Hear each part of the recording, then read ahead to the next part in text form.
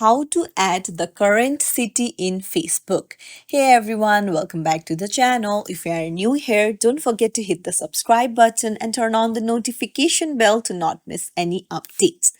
So today I'm going to show you how you can add the current city or edit it if you have already added it. So it's really simple. Let's dive right in. First things first, go ahead and open up your Facebook app and then go to the menu icon on the bottom right corner of the screen and then go to your profile.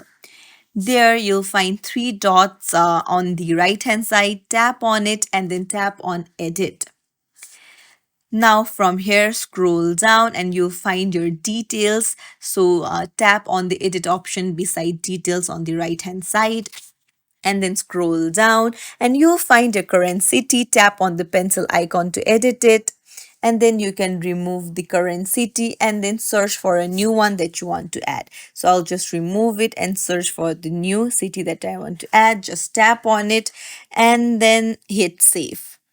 That's it. It's as simple as that to add or edit the current city on your Facebook. If you found this tutorial helpful, don't forget to like and subscribe to our channel for more tips and tricks. Thank you for watching.